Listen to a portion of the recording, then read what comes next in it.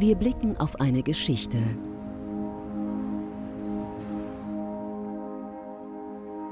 Eine Geschichte des Fortschritts der Menschheit über die Jahrhunderte, vorangebracht durch die Lehren der Gottesboten. Boten, die die Menschheit durch die einzelnen Stufen ihrer Entwicklung geführt haben und sie nun dem Tagesanbruch ihrer Reife nahebringen. پیامبران الهی مثل مربیانی هستند که هر کدوم پیام ویژه‌ای برای بشر دارند. این پیام‌ها با توانمندی بشر در هنگام ظهورشون تناسب داره. Jetzt ist die Zeit Baha'u'llahs, des Gottesboten für die heutige Zeit.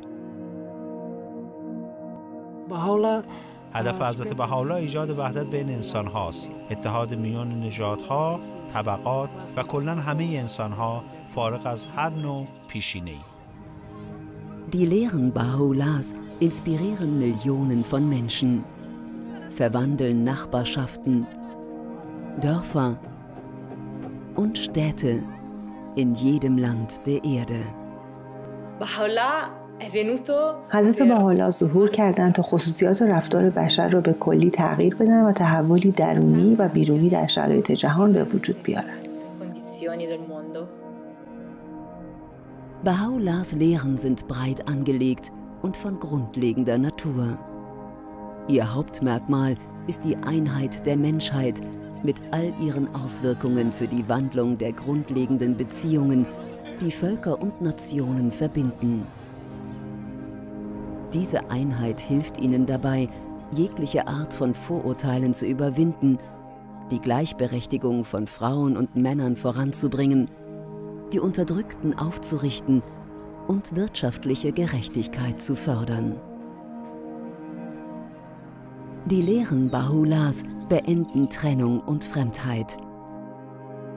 Jetzt ist die Zeit, die Menschheit als eine einzige Familie zu erkennen und eine vereinte Welt aufzubauen, die die Völker in ihrer Vielfalt umfasst. Es ist ein neues Kapitel in der Geschichte der Menschheit. Ein Kapitel, das vor 200 Jahren begann.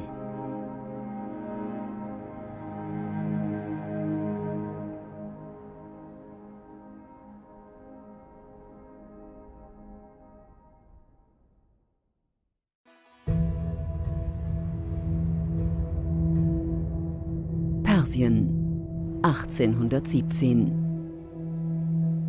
Die Welt liegt im Schlaf. Es ist die Stunde der Morgendämmerung eines gewöhnlichen Tages, als der Menschheit ein außergewöhnliches Kind geboren wird. Man wird es später unter dem Namen Baha'u'llah kennen. Als Kind führt Baha'u'llah ein fürstliches Leben.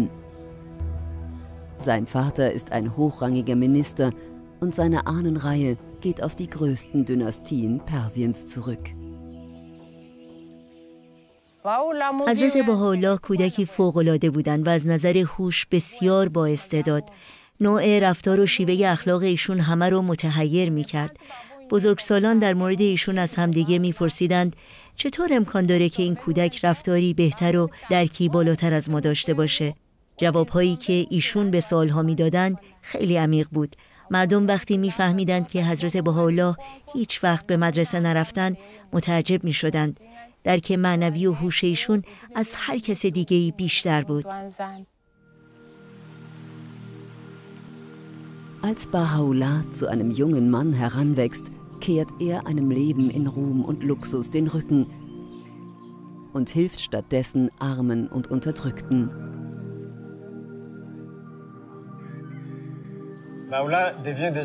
اونطور که رسم اون زمان بود، حضرت بهاءالله باید جانشین پدر به عنوان وزیر دربار میشد.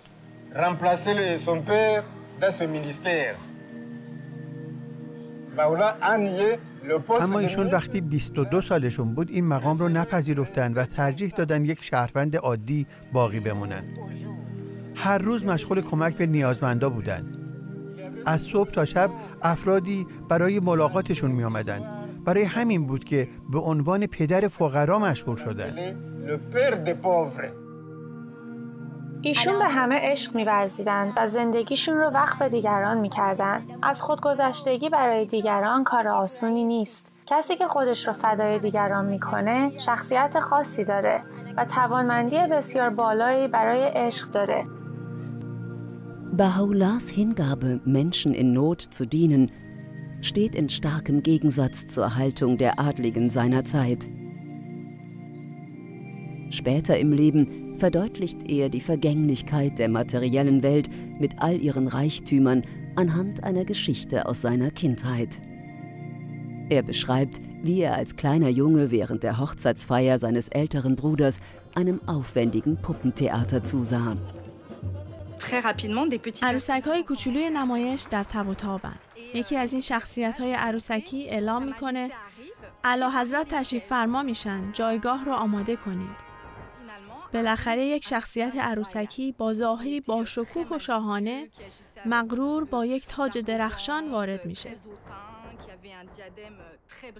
توپ‌ها به صدا در میان، شیپورها نواخته میشن و ناگهان خیمه عروسکا پر از دود میشه. سرانجام نمایش تموم میشه و 20 دقیقه بعد مردی از پشت پرده بیرون میاد، در حالی که جعبه کوچکی رو زیر بغلش گرفته. حضرت بهاءالله از اون مرد میپرسن توی این جعبه چیه؟ مرد جواب میده تمام اونچه که دیدی، شاهزاده ها، پادشاه، وزیرها، همه حالا توی این جعبه دربسته هستن. Baha'u'llah erzählt diese Geschichte, um damit den wahren Sinn unserer körperlichen Existenz besser zu erklären. Bald werden der äußerliche Schmuck, die materiellen Schätze, alle irdischen Nichtigkeiten, diese stolzen und hochmütigen Seelen, all dies dem Grabe übergeben, wie jener Kiste. Ein Mensch mit Einsicht sollte deshalb seinen Blick auf das Ziel der Ewigkeit richten.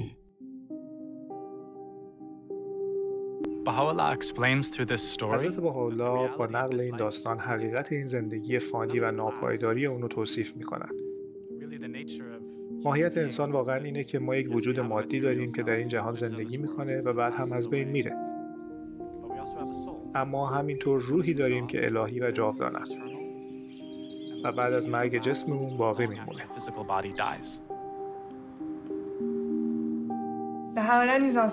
حضرت بهاءالله به ما یاد میدن که خدا به هر کدوم از ما روح و خصوصیات و صفاتی مثل شفقت، عدالت، گذشت و بخشش داده.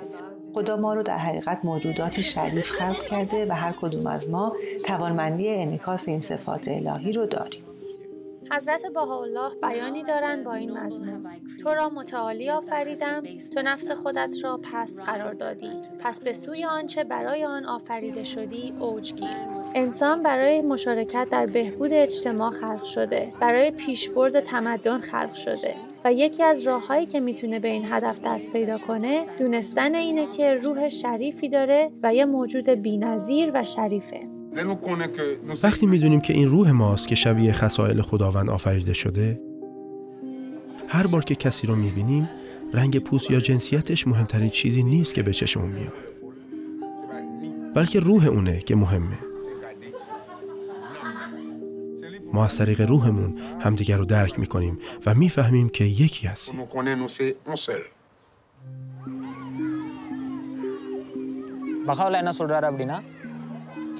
حضرت بهاءالله بیانی دارند با این مضمون: شما را از خاک واحد آفریدیم.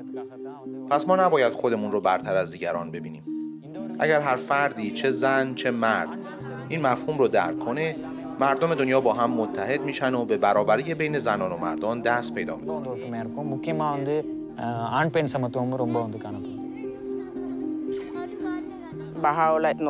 حضرت بهاءالله قوانین و اصولی رو برای ما به ارمغان آوردن تا بتونیم اجتماع رو تغییر بدیم و تقلیب کنیم. قبلا تصور میشد که زنان نمیتونن تصمیم بگیرن، نمیتونن درس بخونن. اما امروزه به لطف حضرت بهاءالله یاد گرفتیم ما به عنوان زن سهم و نقش مهمی برای مشارکت توی جامعه داریم.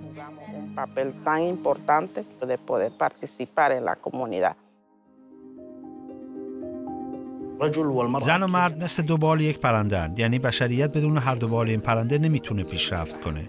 به همین دلیل برابری زن و مرد یکی از ضروریات این عصره و باید مورد پذیرش قرار بگیره.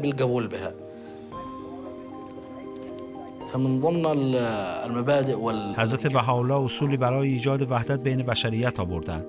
بشریت با فرهنگ‌ها، قوم‌ها، نژادها و آداب مختلفش نیاز به اصولی داره که بین همه وحدت ایجاد کنه. مبادئ تجمع الكل